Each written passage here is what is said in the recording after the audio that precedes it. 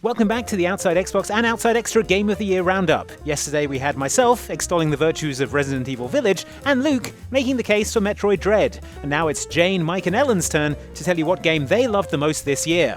Enjoy and let us know your pick for GOTY in the comments. Hello, I'm Mike and I have a game of 2021 that is my favourite. But first, let me tell you a little something about me. I haven't been on a foreign holiday in over 2 years. So, my game of the year is Forza Horizon 5, which is like a big, nice holiday in Mexico.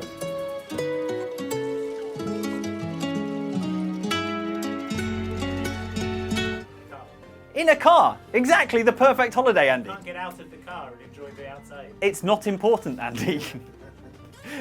You wouldn't want to get out in a big dust storm anyway, which is one of the things you experience in Forza Horizon 5. I've never been to Mexico. I've never experienced a sandstorm before. Now I can do it from the comfort of my own home. It's brilliant. For the eye of the storm! The thing about the Forza Horizon series is a lot of people don't get excited about Forza Horizon 5 because they know it's going to be good. Sounds weird, but the Forza Horizon series is like the Dame Judi Dench of video games. Reliably brilliant every single time. And I suspect these games are quite hard to put together. I mean, they've got massive open worlds, the graphics are incredible. You can see every individual needle on the cactus that you've just slammed into. I'd imagine they're quite difficult to make, but because everyone expects them to be brilliant, you know, they turn up and everyone's like, oh yeah, another really, really good Forza Horizon game. So I think they need a bit more credit because these games are brilliant. They've got so many things to do. The entire world is filled with just a ludicrous amount of stuff to do. It's like someone's just like shotgunned the map with different challenges. They've got a ton of multiplayer challenges. It's the perfect multiplayer game because not enough multiplayer games allow you to just doss about, right? Everything's high stakes in multiplayer these days. You go into a big team battle in Halo Infinite and people are trying to kill you the whole time, right? Nightmare. You go into GTA Online, you just want to have a bit of fun with your friends and you get shot by a fighter jet or something. Whereas in Forza Horizon 5, it's just chill. You just get together with your friends, you each pick your favourite car, and you just cruise around. And if you want to do a challenge, do a challenge. If you don't want to do a challenge, you can just drive around the place, and it's really fun and social. And not enough multiplayer games are just fun and social anymore. They're all like high stakes, intense, all this stuff.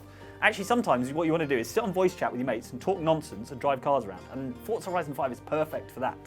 That's the reason why it's better than the regular Forza, because that is just for people. Yes, who are very serious about racing games, which I understand. Don't get me wrong. I love serious racing games, but every so often you just want to smash into some cactuses, right? Or cacti, whatever. Would you say the regular Forza series is for people who are romantically interested in cars? No, Andy, I would not say that the Forza Motorsport series is for people who are romantically interested in cars, because I would then be, smearing myself. Hey, you're the one saying it, not me. I'm looking forward to the new Forza Motorsport game. It's coming out. It's going to look great. Andy, shh.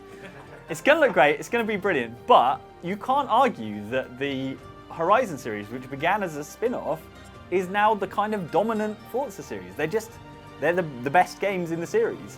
And I loved Forza Horizon 4, particularly because it was set in the UK and had those kind of extremes of weather. So you had, in the summer it was all lush and verdant and green, but in winter it was covered in snow. Big dramatic changes. I would say that Forza Horizon 5's Mexico doesn't have the same dramatic changes. It's got more it's got like a wet season, like a rainy season, and then like a sort of dry season. And they're less pronounced than Forza Horizon 4, but they're different. And I think that's really important. So, in the dry season you might get these sort of dust storms and, get these amazing sort of rainy days in the wet season, and all the vegetation has changed. So it's a lot more dry and deserty during those sort of dry seasons, but then you sort of see the colour starting to come back to the world. So it's a lot more subtle, I would say, than Forza Horizon 4 in terms of the seasons, but it's different and interesting. And I think the map itself is way more diverse. So you've got kind of snow-capped mountains even during the sort of more summery sort of times, and then you've got beaches and you've got deserts and you've got jungles. So there's real diversity within the map. It's also a bigger map than Forza Horizon 4. So a lot of those kind of like technical things are just better and bigger. But I think it's a really nice, refreshing change. It's a great venue for the game, and they must agonise over where they set the next Horizon game, because it's got to have this sort of alchemical balance of brilliant bits, and I think they've really nailed that with Mexico. So an absolute triumph. I was not surprised when I fired it up and it was brilliant. Like I was saying, it's the Judi Dench of racing games, but it is brilliant. You know, regardless of that lack of surprise, it's great. It's one of the games of the year, and certainly one of the best racing games ever made. Bienvenidos a Mexico! And Forza Horizon 5, free on Game Pass on day one. It was released on Game Pass for no additional cost on PC and Xbox. So if you have two of the three really big sort of AAA platforms, as it were, sorry Nintendo, you could get this game for free with just your £7 a month subscription or whatever. And that's a lot of game to give away basically for nothing. But what it means is it's been the most popular Forza Horizon game yet. There's like 10 million people playing this game. So you're always going to have people to race against. Your mates have probably got it, so it's a good game, again, to doss about in with your mates. Because most of your friends have probably got access to it. So can I get it on PlayStation? No. No, but Mike's Game of the Year is, I didn't know we could pick Game to a degree, Pass. I genuinely did think, can I just pick Game Pass? Yeah.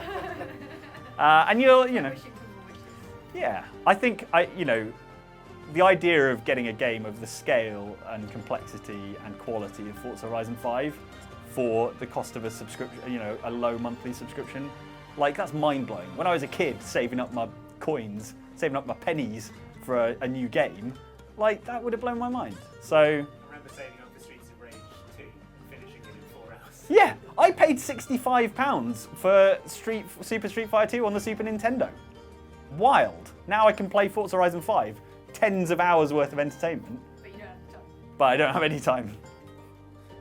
It's true. It's true. Have you, Marquis Paul? Yeah, exactly.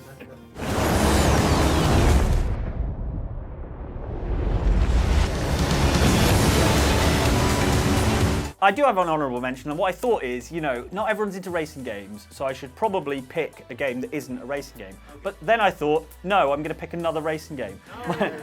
My honourable mention, is Hot Wheels Unleashed, You're which joking. which No. genuinely was a really pleasant surprise. I talk about the lack of surprise in Forza Horizon. Hot Wheels Unleashed was a massive surprise because I thought it was going to be garbage. Give me fuel, give me fire, give me that which I desire! But Hot actually, Wheels, the little cars. yeah, the little toy cars. But let me tell you about how beautiful those little toy cars are. They have nailed those tiny toy cars to the point where the thickness of the paint is absolutely accurate. So they just look like little toys, and it's brilliant. Really good fun. Knockabout racing game. Very, very good fun. And I don't know that it got a lot of like attention when it came out. Maybe because people dismissed it as a kids game, but it's really fun. It's just like Micro Machines. yeah, it's a lot like Micro Machines. Yeah, it's just silly racing game based around shiny toys, and it's got a non-microtransaction-y like blind box system. So you get a few cars to start with, and then when you win events, you get a blind box and you open it, and a toy pops out. It's not a microtransaction blind box. You just get them as you go on, and it's brilliant. Wait, really so fun. how do they get your money forever? Well, they do have DLC, separate DLC, but the blind box system itself appears to be just sort of, you know, you can just play it and you'll get stuff for free, and it's really good fun. So yeah, take a look at it. I mean, it's not as good as Forza Horizon 5, obviously, but it's worth a look. Big cars for adults and small cars for children. All bases covered. You're either an adult or you're a child. Mike's bringing the Yeah, variety. yeah, exactly. Something for everyone in my game of the year. What if you're a tween, Mike? What then? Then you play both. Yeah, good So stuff. your year has been big cars and small cars. Andy, there have been no other games released as far as I can tell. So yeah, big cars and small cars. What's the Will problem? they release a medium size? Yeah.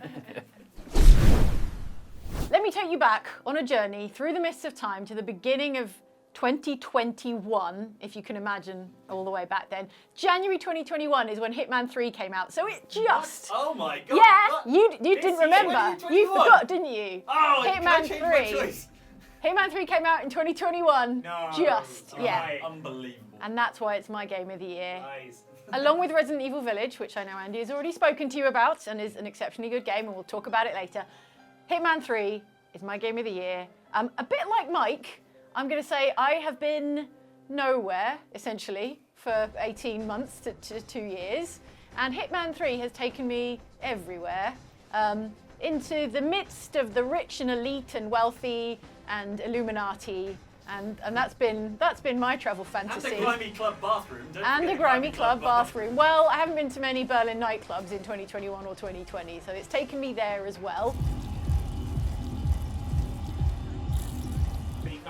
regular Illuminati days. No, it's been a real hard time for us Illuminati, unable to travel the world to our secret private islands.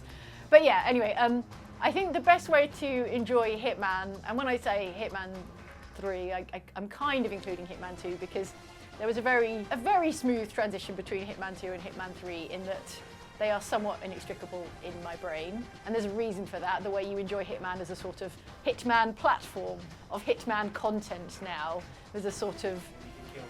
Yeah, exactly, like Andy says, or you can kill buffet. I guess we're talking about Hitman 3, so we're talking about the levels that came with Hitman 3 specifically, which is fine.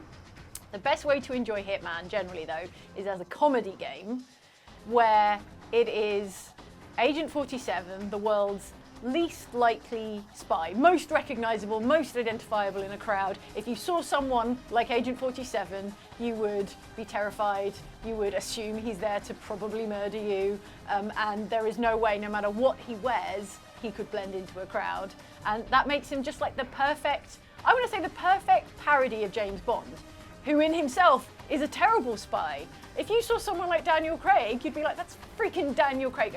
Imagine a universe where Daniel Craig isn't an actor, but you would be like, there's a distinctive looking man who is extremely ripped and is probably here to murder me, a high value target. I'm just saying, imagine Hitman is like a satirical game about assassins, and 47 is your comedy hero. Not the hero we deserve, but the hero we need. Or do I mean he's the hero we deserve? He's up there murdering the Illuminati on our behalf, doing good work while being completely amoral. I think he's an endearing comedy character. And I think Hitman is just, it hasn't always been, but of late, Hitman is an extremely witty game. And I don't just mean like you're battering someone around the face with like a wet fish, but in and of itself, it is a self-aware, witty game that makes it extremely endearing.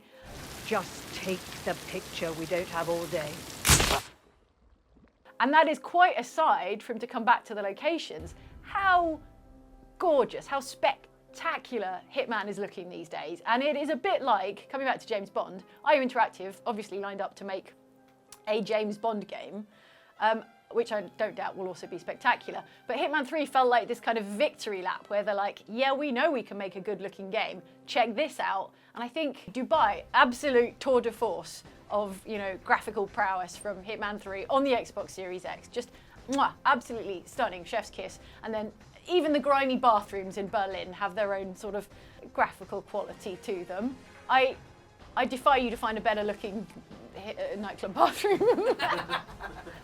I'll take the case. Than the Hitman Berlin There are level. a lot of video games. Yeah, so there's just so much to enjoy about Hitman, and despite being, you know, a high stakes stealth game, I don't experience it as stressful as other stealth games. It's more of like an intricate, like clockwork toy box kind of experience than it is a I'm going to get rumbled at any second and then it's game over. You know, there's always a recovery, or there's always a kind of like more chill, less time sensitive way to approach a problem.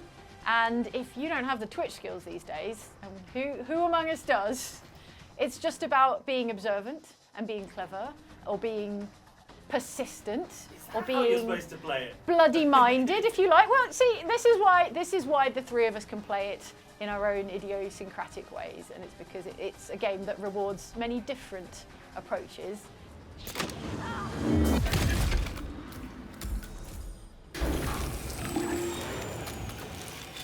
All good. Looks like one for the mantle. Obviously, that's what gives it its replayability, that's what gives it its charm, that's what makes it such excellent fodder for videos on Outside Xbox, watch them today. And yeah, it's been a real love affair, I think, Hitman 1 through 3, this latest trilogy. It's just maybe not kind of reinvented itself every sequel, but I think when you're doing it this good, there's no need. There's really no need. So well done, IO. You can give yourself a pat on the back. I'm not scared of you. I could... You got the bastard, hush. Now go get Imogen Royce and we can get to the core. You said it, Siri. Andy Siri, everyone, here with the hot takes. Game of the year. What's your game of the year, Siri? Andy, ask Siri what's his game of the year. What's your game of the year? I don't have an answer for that. Ah, yeah. There's something else. Lost for words for once, Siri. Siri got nothing. Because you've so What's the convincingly best game defended. of 2021? Hitman 3, yeah. Siri. Say it. Say it, Siri. I found this on the web. Hitman 3. Rift Apart. Ratchet and Clank! Incorrect, Siri. Get out, Incorrect, Siri. IO is so confident by this point that they're not just making an assassination game, they're making a murder mystery detective game encompassed within an assassination mission, encompassed within the most gorgeous, like, British Dartmoor mansion that you've ever seen. Every single level, the attention to detail is so glorious. And in a year where we have not been able to travel, like I say, sorry to bring it up again, it's been a living travel brochure. Let's say that. It's I think it's been extremely astute of them to choose these increasingly luxurious locations. Like Whittleton Creek was in 2, right? Yeah. So yeah, they've left behind your ordinary humdrum suburbs, and now it's all Dubai. It's all, well, Berlin nightclub. Berlin nightclub's still pretty flash. It's in Mendoza. yeah, you have private vineyard in Argentina. I like that they're steering hard into the kind of luxe globe-trotting locations, which again is very James Bond in its choice, in their Train speeding selection. through the Carpathian Mountains. Yeah. Well, the train is probably the least impressive. It's pretty James Bondy though. Yeah, but it's not Hitman enough. Maybe it tilts just a little too far over the edge toward James Bond in that it is that kind of, it's almost an authored action sequence where you're like fighting your way up a train, which it's not my Hitman flavour. And like I say, my honourable mention is Resident Evil Village, because Resident Evil Village, for all the reasons Andy has already described, is the best game of the year. No, it's on par with Hitman 3.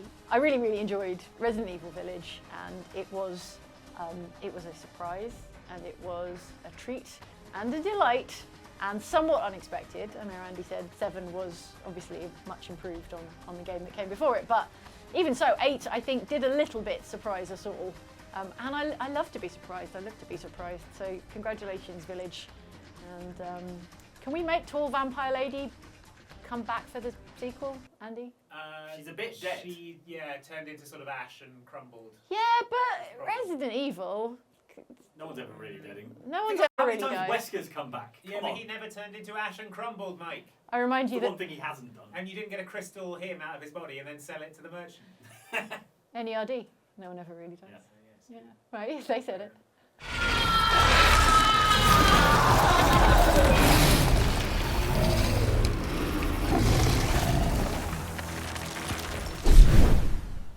Helen, what is your game of the year 2021, the GOTY? It is Deathloop. What? You'll never, ever break this loop. There's no never here. Just you, me, and the rest of these maniacs. I would like to give a honorary mention to Returnal, which I had a lot of fun with. Just dying over and over and over again, but never getting so frustrated with it that it took any enjoyment away from it, because the combat system in that game is great and it's got a very intriguing storyline. I like finding all the new aliens and the new guns, and it was really good. But the game that I absolutely fell in love with this year, because it's an Arcane game and I'm a Dishonored fangirl, is Deathloop. I absolutely loved it. And now, what I really loved about this game was not just the amazing 60s, 70s aesthetic and the fantastic music, or just the character of Colt and Juliana and the fun banter between the two of them as they fight against each other and have these little conversations at the beginning of every level. Definitely crazy. That's why I need you, Colt. Be my doctor. Oh, I'm afraid it's terminal. Or the weird characters that you come across. One of my favorite things about it is just the mechanics of the game, because as a Dishonored player, I would usually go full stealth, try not to kill anyone, to get clean hands, ghost, do all that. Because basically if you didn't, it was bad, and you got bad endings, and I wanted to get the good ending.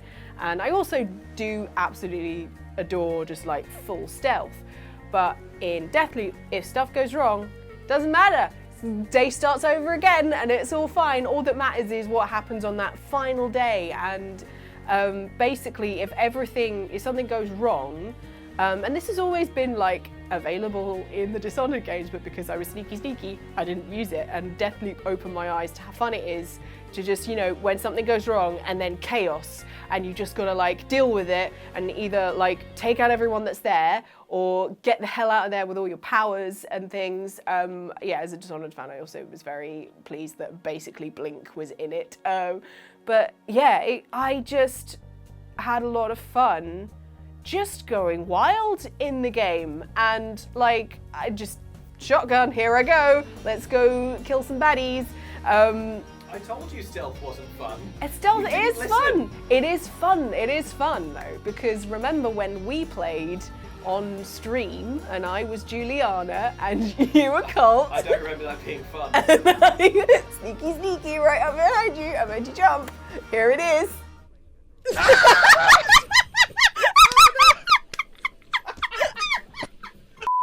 What did you think of the invasion mechanic? I thought the invasion mechanic was good. What I really did like though is that you can turn the invasion mechanic off if you are not up for like random players coming in. But you could always get an AI Juliana come in. And sometimes it was like, oh no, I had a plan and now Juliana's here and now I have to do that. But it didn't matter too much that my plan was gone. I enjoyed thinking on my feet in this one. And when Juliana came along, if you took her out, then she also dropped some of the slabs that you could use for powers. So I got so many power-up slabs just by getting Juliana as well as my target that I was there for.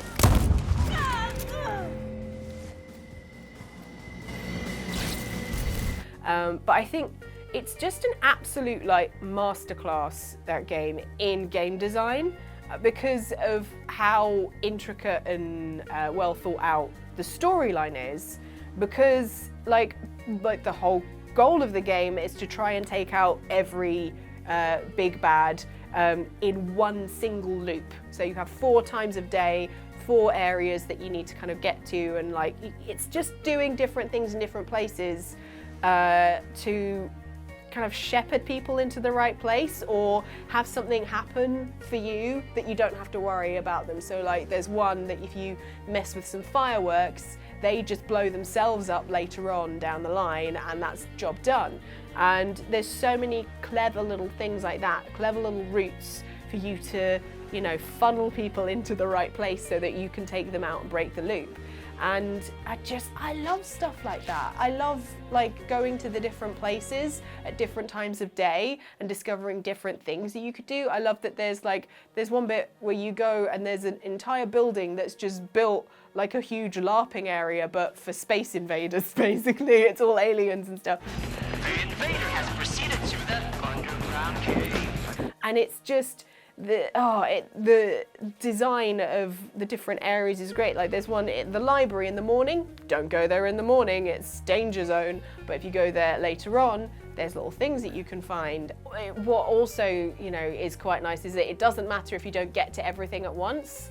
You can just pick up a thing, and even if you fail that mission and you die, you still get to keep the information that you got. So you don't lose anything if you mess up. You're still always building that little file of information that you have on all of your targets. And it feels very satisfying. To break the loop, I gotta break the rules. Clock's ticking. So if you want to go into Deathloop being like, hey, I want a written storyline. You are picking up bits of the storyline here and there. For instance, the diary entries and things that you find in Dishonored, they're a bit of extra flavor text, or they help you work out a way to take out your targets non-lethally, or they give you different options. But this, it's less of following a story and more undertaking an investigation.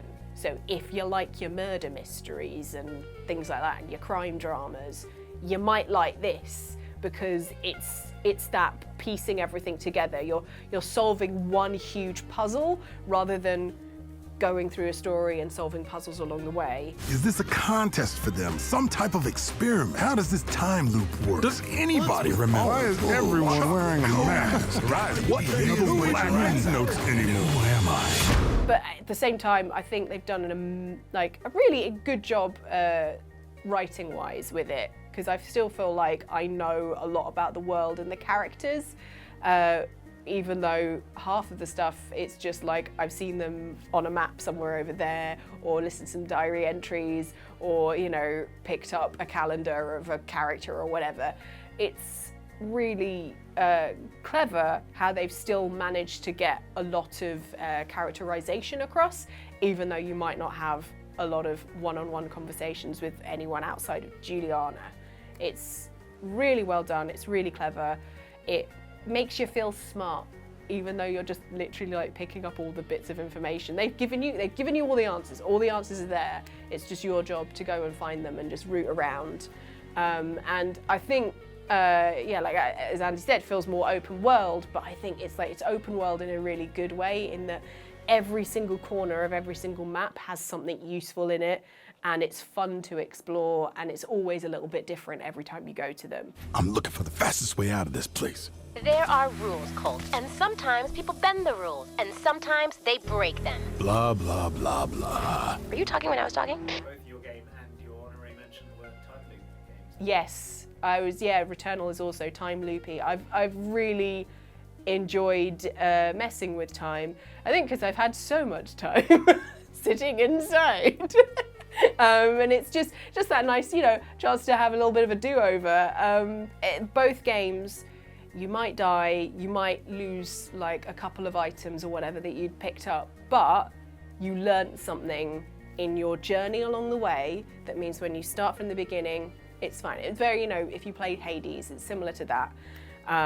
Like Returnal is very much roguelike there, but Deathloop is like kind of baby's first time loop, because it's a little bit gentler on players because you can save more things. Returnal, you die, you lose everything basically, unless you have a special thing. Yeah, it's a really fun mechanic that I hope more games utilise, but cleverly. Don't just chuck it in. See how Arcane did it. Go, ha ha ha, okay, let's do it like that, okay? Please.